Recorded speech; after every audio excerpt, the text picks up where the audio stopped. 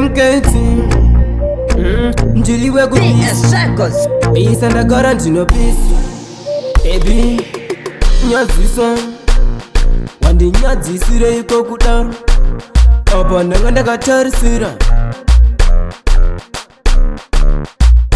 inga akatanga zvake 2014 ndipo pakatanga zvemjolo kusvika 2023 achiita zvisina basa izvo zvekurasa hunhu ipo pana baba namai akubvisa zvake hunhu apa ndaidaitwe padhenipa ndaidoti dzimwe zvapera kusaziva kuti ndozvinyepera manje gore ratopera zvechenderera ndaidoti dzimwe zvapera kusaziva kuti ndozvinyepera manje gore ratopera zvechenderera hure usafa waribata kana waribato gara wakakwata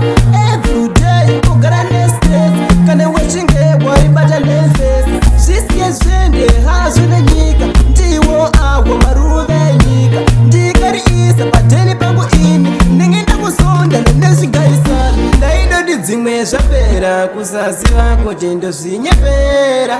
manje gore ratopera zvechenderera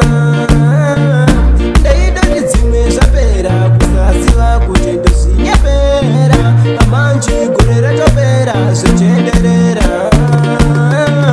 inga akatanga zvake 2014 ndipo pakatanga zvemjolo kusvika 2023 achiita zvisina basa izvo zvekurasa hunhu ipo pana baba namai akubvisa zvake hunhu apa ndaidaitwe padhenipa ndaidoti dzimwe zvapera kusaziva kuti ndozvinyepera manje gore ratopera zvechenderera ndaidoti dzimwe zvapera kusaziva kuti ndozvinyepera manje gore ratopera zvechenderera hure usafa waribata kana waribato gara wakakwata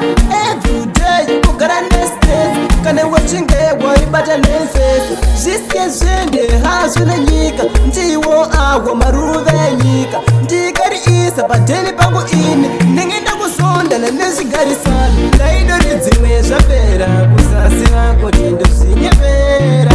manje gore ratopera zvechenderera